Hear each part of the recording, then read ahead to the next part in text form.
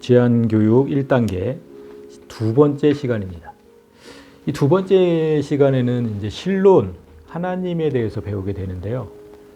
그래서 먼저 이렇게 저희가 나눠드린 그 종이 먼저 보시면 여기서 제가 제일 먼저 중점에 둬야 되는 게 뭐냐 이렇게 써놨습니다. 뭐냐면 신론에서는 하나님의 존재 방식을 이해하는 것에 초점을 둬야 돼요. 하나님은 대체 어떻게 존재하시느냐? 우리처럼 뭐 이렇게 존재를 하시느냐? 어떻게 존재하시느냐? 이게 이해가 잘 안 돼서 사람들이 너무 성경 말씀을 오해를 하는 게 많아요. 그러니까 하나님을 사람처럼 이렇게 인식을 하면 성경의 한 구절도 이해할 수 없습니다. 다 오해를 하게 돼 있어요. 그래서 이 단원에서는 사람으로 오신 하나님, 예수님, 그 예수님을 일단 배제를 해야 돼요. 사람으로 오시기 전에 하나님, 그 하나님을 이해하는 데 초점을 두는 겁니다. 그래서 오직 스스로 계시고 영원히 계시는 하나님을 이해하면 그 다음에는 나와 함께 계시는 하나님이 보일 겁니다. 자, 그래서 이제 우리가 세 가지를 이렇게 나눠놨어요. 말씀 체크 부분에 하나님의 존재 방식, 첫 번째로 배울 건 하나님의 존재 방식, 그 다음에 두 번째는 하나님의 일, 하나님은 어떤 일을 하시느냐, 그게 이제 창조와 섭리가 되겠죠. 그 다음에 이제 세 번째가 하나님과 나의 관계, 세 가지로 나누어서 이제 공부를 하게 되는데 저번 주와 마찬가지로 이렇게 세 가지를 잘 설명하는 것을 들으시고 여기 이제 그 하나님은 이런 분이다. 거기에 내 방식대로 정리를 해오시면 됩니다. 제가 처음에 얘기했던 대로 하나님을 이해할 때 가장 초점을 둬야 되는 것은 하나님의 존재 방식이에요. 하나님은 어떤 식으로 존재하고 계실까? 우리 이렇게 사람처럼 존재하실까?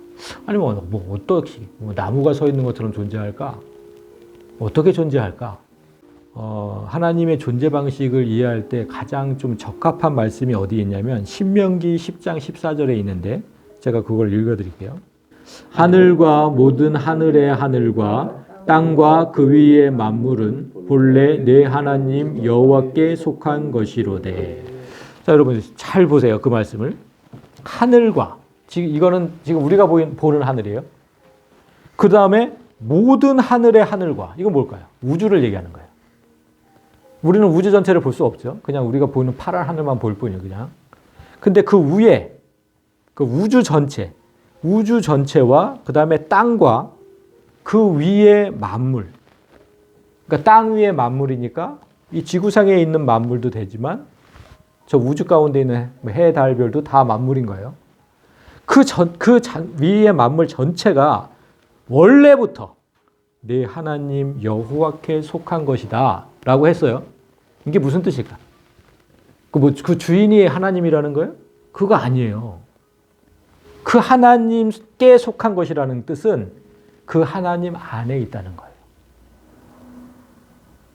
이 우주 전체가 하나님 안에 있다는 뜻이에요. 내 하나님 여호와께 속한 것이다.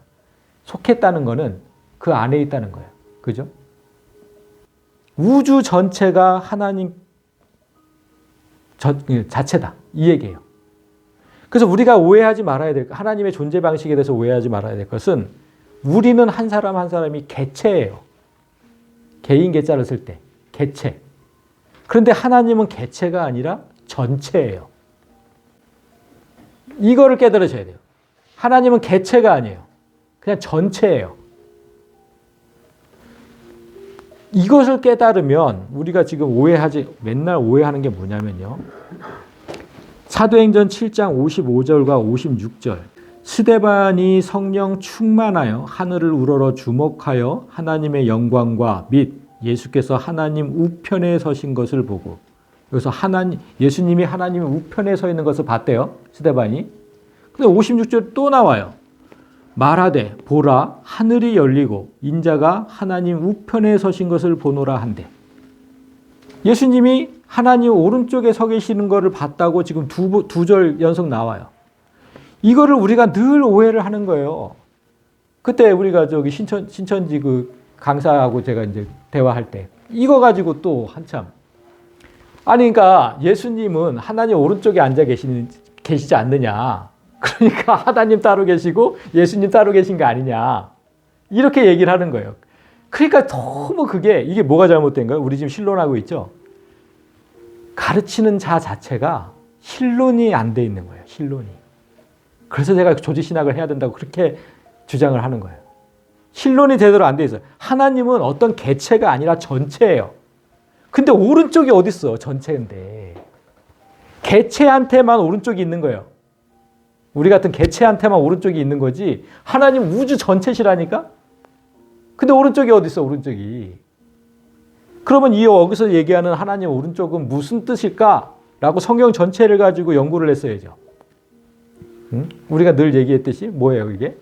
의의 자리예요. 의의 자리. 하나님은 그 자리에 서가지고 의의 심판을 하시는 거예요. 예수님께서 하나님의 심판 자리에 앉으셨다 그 뜻이에요. 지금 이 얘기는.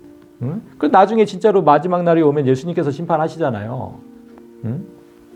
그 얘기를 자꾸만 오른쪽이라고 생각을 하니까 하나님을 오해하게 되고 말씀을 오해하게 된다. 이게 진짜 중요해요. 그리고 또 한 가지 그들과 제가 이제 계속 싸웠던 게 마태복음 3장 16절이었거든요. 그때 여러분 마태복음 3장 16절이 뭔지 아세요? 삼위일체.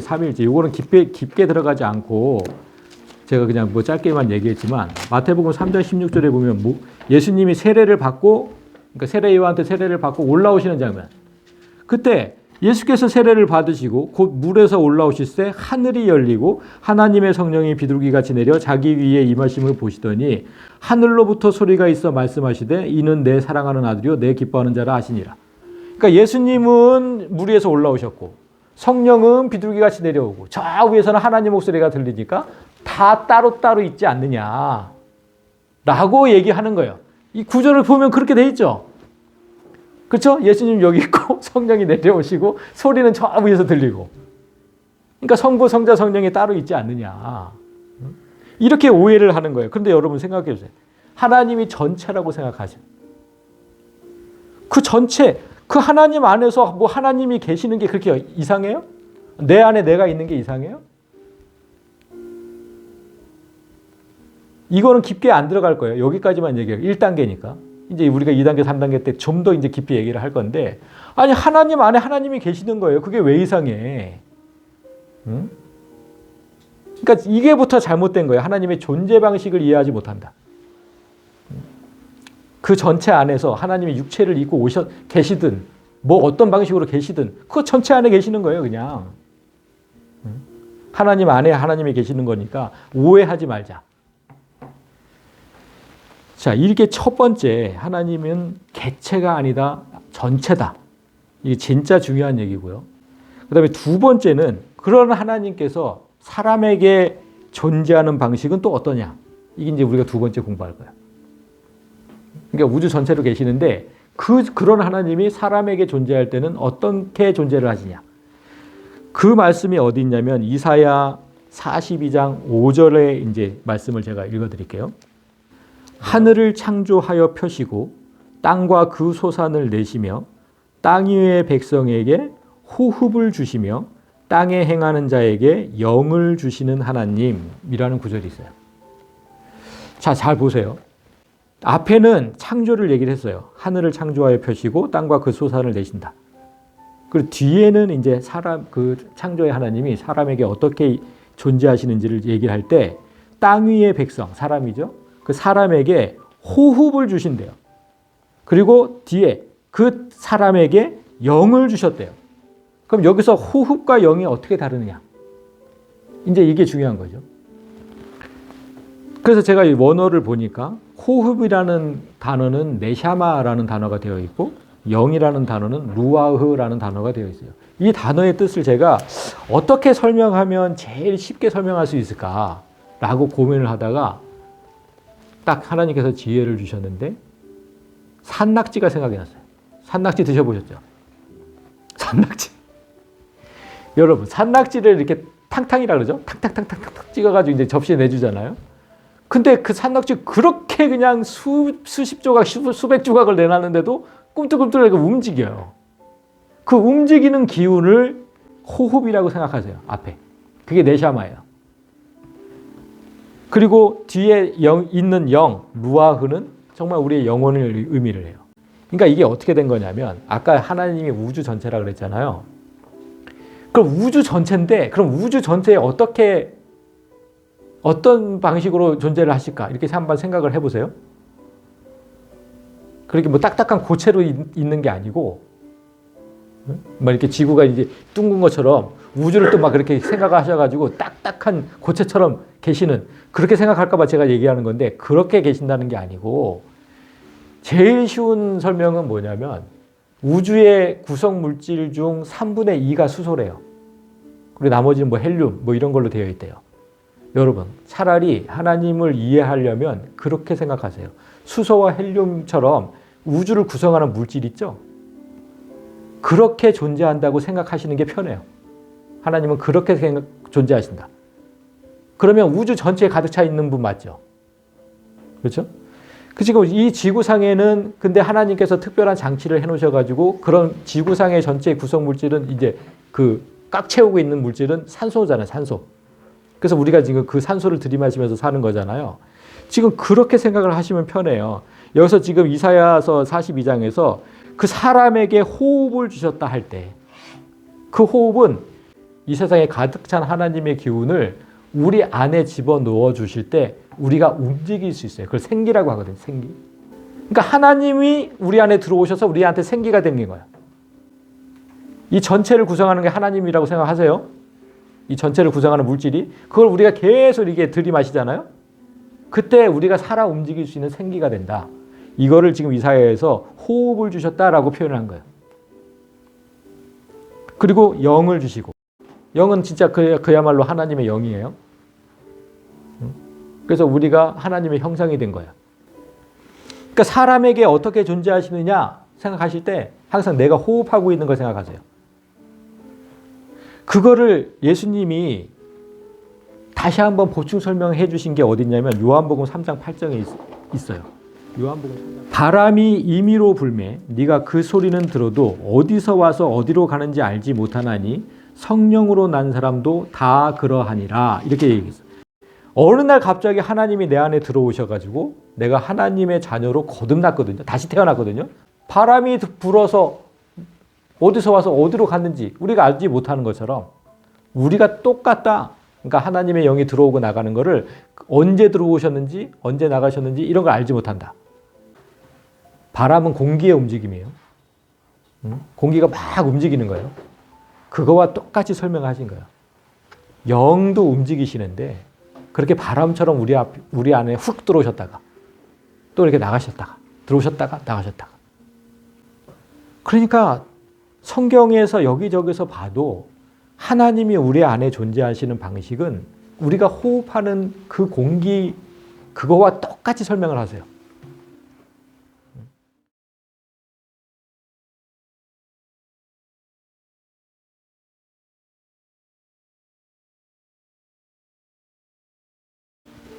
그 사람에게 존재하는 그렇게 하시고 세 번째는 하나님은 대체 처음에 어떻게 생기셨을까? 그거를 이제 하나님이 뭐라고 하셨냐면 출애굽기 3장 14절을 보면 나는 스스로 있는 자다 라고 설명을 하셨어요. 우리나라 한글로는 나는 스스로 있는 자다 라고 번역을 해놨지만 사실 원어 그대로 번역을 하면 나는 나다. 하나님은 대체 어떤 분이세요? 이렇게 물어보니까 나는 나다 이렇게 얘기를 하셨어요. 영어로 얘기하면 I am 하고 그냥 끝이신 거예요. 우리가 중학교 1학년 때 I am a boy, I am a student 뭐 이렇게 배우잖아요. 그러니까 나는 소년이다, 나는 학생이다 라고 이제 뭔가 나와야 되는데 뒤에 그냥 I am 하고 맞추신 거예요. 그냥 그게 하나님에 대한 설명의 끝이에요. 나는 그냥 나라는 거예요. 왜 하나님은 이렇게 설명을 하셨을까? 사람에게. 여러분 이름이 뭔지를 이렇게 한번 생각을 해보세요. 여러분들이 자녀한테 이름을 지어주실 때 어떤 마음으로 지어주셨어요? 내 자녀가 이렇게 살았으면 좋겠다라는 마음으로 짓거든요. 그 마음으로 지어요, 이름은. 그래서 이름은 만든 이의 철학을 피조물의 삶에 심는 것을 이름이라고 해요. 그래서 창세기 2장 20절을 보시면 거기에 뭐가 나오냐면 아담이 모든 만물의 이름을 짓는 장면이 나와요. 창세기 2장 20절에 아담이 모든 가축과 공중의 새와 들의 모든 짐승에게 이름을 주니라. 이런 구절이 나와요. 이게 뭐냐면 만드신 걸 하나님이 만드셨어. 모든 걸 다 하나님이 만드셨는데 그 다음부터 그 만드신 것을 누구에게 붙여주셨냐면 아담에게 붙여주신 거예요. 그래서 아담이 그 다음부터 그 동물, 뭐 식물, 모든 그 생물들에게 너는 이렇게 살았으면 좋겠어 라는 뜻으로 이름을 지었었어요. 그때부터 그 생물들이 다 그 이름에 맞게 살아가는 거예요. 그러니까 진짜 사람이 하나님이 된 거예요. 하나님은 그저 만드셨을 뿐이고, 야, 사자, 넌 그냥 이렇게 살아? 기린, 너 이렇게 살아? 하다못해 뭐 바퀴벌레, 넌 이렇게 살아? 그걸 규정해 준 건 사람인 거예요. 진짜 하나님처럼 사는 거라니까, 우리가. 그러니까 이름이라는 건 그런 거예요. 만든 이의 철학을 피조물의 삶에 심어주는 것. 그런데 하나님은 피조물이 아니시죠. 하나님을 만든 다른 누군가가 있질 않아요. 그러면 그 사람, 그 존재가 하나님이겠지, 그러면. 그러면 또 그 존재는 또 누군가 또 만들었을까? 그 처음 시초가 하나님이라는 거예요. 그 처음 시초가. 그러니까 하나님은 피조물이 아니시니까 당연히 이름이 없어요. 만든 이가 없으니까. 이해되시죠? 이름은 만든 이가 지어주는 건데 하나님은 만든 이가 없기 때문에 이름이 없어요. 그래서 우리 성경, 한글 성경이 스스로 있는 자라고 번역을 해놓은 거예요. 만든 이가 없다. 그러니까 하나님은 또 아까 우주 전체라 그랬잖아요. 모든 게 되세요. 모든 게. 우주 전체니까 그냥 모든 게 되시는 분이에요. 그러니까 이름이 필요치 않아요. 제 이름은 이제 김진욱이고 뜻이 이제 보배 진짜의 빛나는 uk자예요. 우리 아버지가 저를 빛나는 보배처럼 살았으면 좋겠다라는 뜻에서 지어주신 거예요. 근데 하나님은 그런 뜻, 저런 뜻, 모든 뜻이 다 포함되어 있는 분이잖아요. 어떤 한 뜻을 가지고 그 하나님을 설명할 수가 없어요. 그래서 하나님은 그렇게 얘기할 수밖에 없었어요. 그냥 나는 나야. 뭐 하나로 어떤 단어로 설명이 안 돼, 나는. 그 하나님을 그렇게 이해하셔야 돼. 모든 게 되시고 스스로 계신다. 만든 존재는 없다. 그리고 이제 마지막 하나님의 존재 방식을 이해할 때 마지막은 뭐냐면 하나님은 시공간을 초월하신 분이다. 계시록 1장 8절에 이런 말씀이 있습니다. 나는 알파와 오메가라. 이제도 있고 전에도 있었고 장차 올 자요 전능한 자라. 이게 무슨 말씀이냐면 이제도 있고 지금도 있어요. 지금 하나님은. 지금 여기 살아계셔요. 그리고 전에도 있었대. 뭐 그게 10년 전이든 100년 전이든 까마득한 몇천 년 전이든 그때도 계셨어요. 그리고 장차 올 자, 미래에도 계세요. 그러니까 하나님은 시공간을 초월하셨다는 거예요. 사람에게나 시간, 공간이 이게 의미가 있는 것이지 하나님에게는 그런 의미 자체가 없어요. 그런 거에 제약받지 않으세요, 하나님은. 그러니까 시간이 없다는 거는 영원하다는 거죠. 우리에게는 80년이라는 시간이 있지만 하나님에게는 시간 자체가 없기 때문에 영원하시다는 거고, 여러분, 그 시간과 공간은 다른 개념이 아니에요. 같은 개념이에요, 같은 개념. 시간이 없으면 공간도 없고 공간이 없으면 시간도 없어요. 이거는 제가 2단계 때 다시 한번 설명을 해드릴 건데 일단 그래요. 그래서 시간을 초월하셨다면 공간도 초월하시는 거거든요. 그래서 제가 뭐 지난주에도 얘기했지만 영원히 사시고 어디에든 계시고 공간을 초월하셨으니까. 뭐 사실 우주 전체이시니까. 그러니까 어디에도 계신 건 맞는 거죠. 그래서 우리가 어디에 있든지 하나님은 그곳에 계신다라는 구절을 이제 시편 139편 7절부터 10절까지를 제가 읽겠습니다. 내가 주의 영을 떠나 어디로 가며 주의 앞에서 어디로 피하리이까? 내가 저 하늘에 올라갈지라도 거기 계시며 수월 저 땅속에 가더라도 거기에 내 자리를 펼지라도 거기 계시니이다. 내가 새벽 날개를 치며 바다 끝에 가서 거주할지라도 거기서도 주의 손이 나를 인도하시며 주의 오른손이 나를 붙드시리이다. 그러니까 내가 어디에 가든 하나님이 계시니까 걱정하지 마세요. 내가 여기 있는 걸 지금 하나님이 아실까? 내가 여기서 이렇게 어려움을 당하고 있는데 하나님이 아실까? 의심하지 마세요. 다 계셔. 아무튼 하나님이 나와 항상 함께 계시다는 자체는 신론을 제대로 알면 그 의심을 하지 않게 된다. 흔들리지 않게 된다. 믿음이.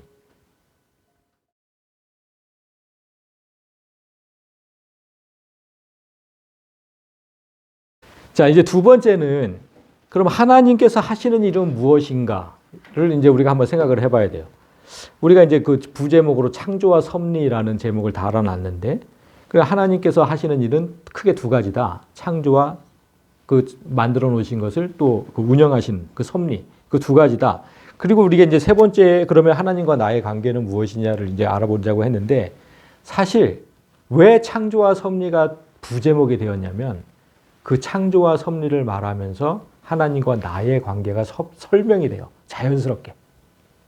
그래서 부제목이 된 거예요. 그게 신론의 부제목이. 그 같이 한번 어떻게 설명이 되는지 한번 볼게요. 여호와의 말씀으로 하늘이 지음이 되었으며 그 만상을 그의 입기운으로 이루었도다. 그러니까 하나님께서 말씀으로 세상을 지으셨다. 아무것도 없었는데, 지금 뭐 재료, 어떤 재료도 없었는데, 그냥 말씀으로 이제 이 만물을 지으셨다. 그리고 그 만물을 그의 입기운으로 이루었다 할 때 그 입기운이 아까 우리가 처음에 얘기했던 그 루아흐라는 단어가 쓰여졌어요. 그러니까 하나님의 하나님의 영이 모든 걸 만드셨다는 거거든요. 그러니까 말씀과 영은 그냥 같은 거예요. 같은 개념. 그게 같은 개념인지 어떻게 설명을 할 수 있냐면, 우리 사람을 한번 생각해 보세요. 사람은 말을 할 때 어떻게 말을 해요? 대표님 한번 생각을 해보세요. 내가 뭔가를 말을 할 때는 먼저 생각을 하고 말을 하죠. 그렇죠? 내가 이 말을 좀 해야 되겠다 하고 생각을 하잖아요. 똑같아요. 생각한다는 건 내 영이 움직인다는 거잖아요. 그러니까 사람은 생각한 대로, 그러니까 영으로 말하고 그 영으로 행동을 해요. 내가 또 생각한 대로 움직이거든요. 가서 설거지부터 하자. 이게 생각하고 설거지 하잖아요, 가서. 응? 똑같이. 그러니까 사람도 영으로 말하고 영으로 행동해요. 이게 다른 게 아니에요. 그래서 하나님은 그렇게 지금 세상 만물을 지으셨다고 얘기한 거거든요. 영으로, 그러니까 말씀으로 이제 뭐 만물을 지으셨다. 그다음에 영으로 만물을 지으셨다. 이게 똑같은 개념인 거예요. 그래서 필요에 따라서 생각한 것을 만들고 그것을 사용하잖아요. 우리 사람도. 내가 이게 필요한데? 그러면 이제 그거 필요한 것을 만들어. 손으로 막 만들어. 그리고 이제 그걸 사용해. 하나님 똑같은 거예요. 똑같이 하셨어. 똑같이. 이게 좀 필요하다. 이게 좀 있었으면 좋겠다. 그럼 그걸 이제 생각한 대로 똑같이 만드시고 그걸 이제 사용하고 계시고. 그러면 하나님의 말씀은 사람의 손과 같은 역할을 하는 거예요. 하나님은 육체가 없으시니까. 우리는 뭔가를 만들 때 손으로 만드시잖아요. 손으로 만들잖아. 이런 거 만들 때, 도자기 만들 때 이렇게 손으로 쫙 만들고. 근데 하나님은 손이 없어. 육체가 없으시니까.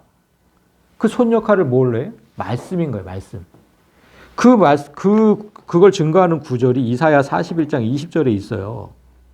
무리가 보고 여호와의 손이 지으신 바요 이스라엘의 거룩한 이가 이것을 창조하신 바인 줄 알며 함께 헤아리며 깨달으니라.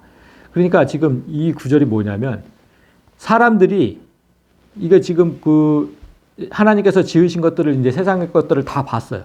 보고서 이게 여호와의 손이 지으신 것을 알았대요.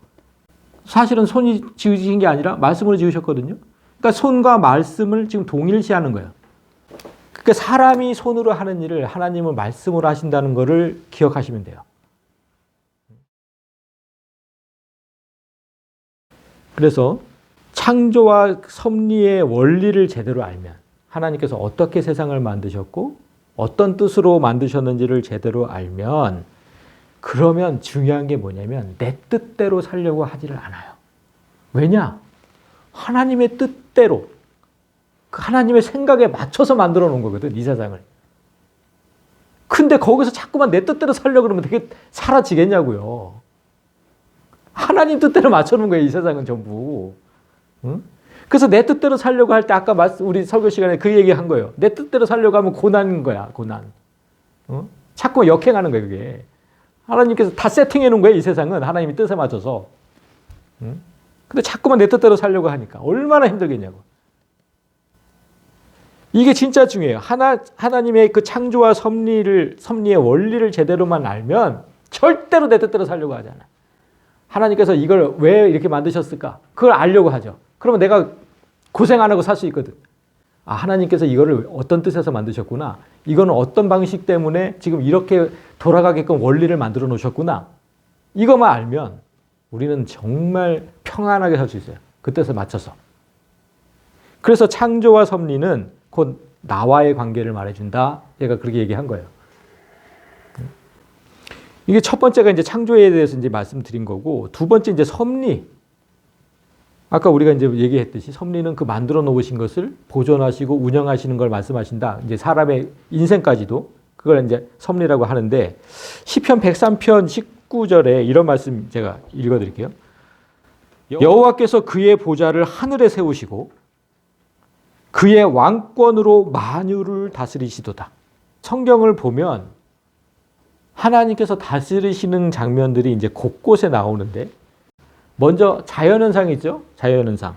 하나님께서 해를 비추시고 비를 내리시고 하는 거. 그게 마태복음 5장 45절에 나와 있어요. 하나님께서 모든 사람에게 해를 비추시고 비를 내려주신다는 구절이. 그러니까 하나님께서 하시는 그 섭리 가운데 하나고, 그 다음에 나라의 운명도 하나님의 섭리 가운데 들어있어요.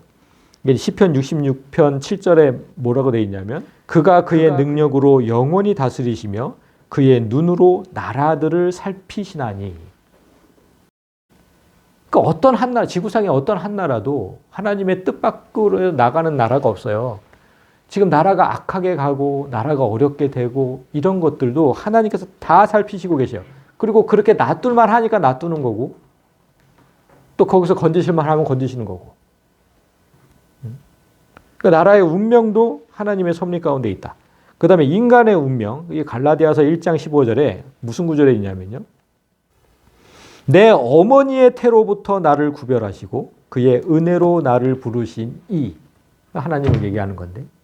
그러니까 내가 태어나기도 전부터, 이게 이제 우리가 창세부터라고도 얘기를 하고, 뭐 어머니의 태로부터, 이건 좀 더 구체적으로 얘기한 거죠. 그때부터 내 운명을 결정하셨다는 거예요. 우리가 태어나기 전부터. 그래서 때가 되면 은혜로 나를 부르세요. 그걸 이제 성경에 이제 예수님이 이제 그런 비유로도 얘기하셨잖아요. 어떤 농장에 이제 뭐 9시에 부르고 12시에 부르고 뭐 이런 걸로. 그러니까 인간의 운명, 너는 내 아들, 이렇게 딱 이렇게 운명을 지어 놓으시고, 그리고 아들로서 언제부터 활동하게 하시느냐, 그것도 이제 정하시고. 넌 9시부터 와, 넌 12시까지 와, 넌 3시까지 와, 이거. 그렇게 정하신다는 거야, 다 하나님께서. 그리고 또 뭐를 섭리하시냐면 인생의 성패, 우리 인간들이 살면서 성공하고 실패하는 거.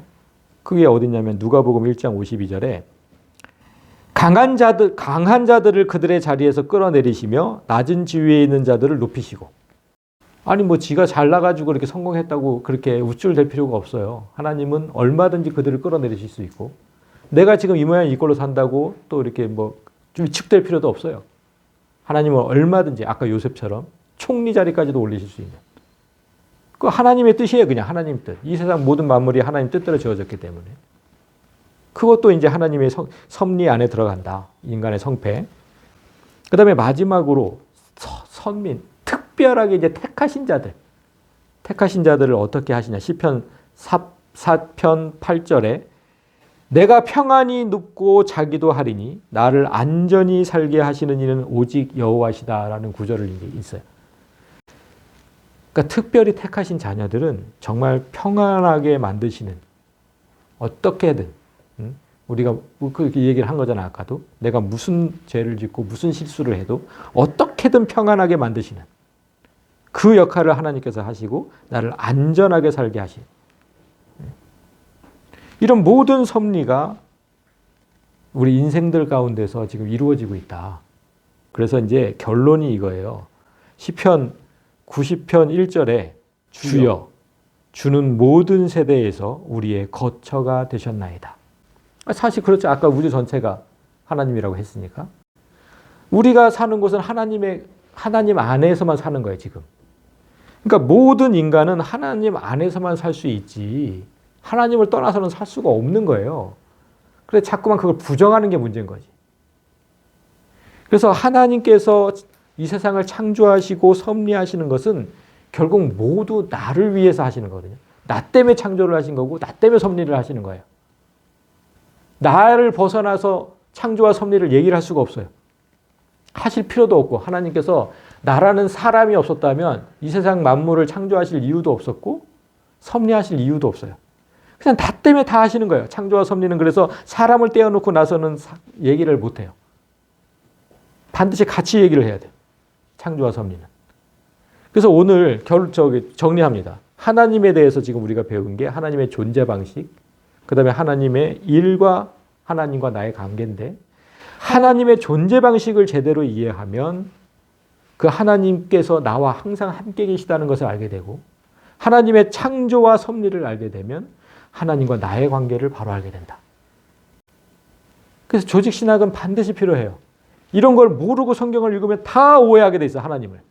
그래서 바라기는 진짜 그 모든 성도들이 이런 걸 좀 그 영상을 좀 많이 퍼뜨리시고 해서 그냥 무턱대고 성경을 읽지 말라고 하시고 이것부터 먼저 알고 성경을 읽어라.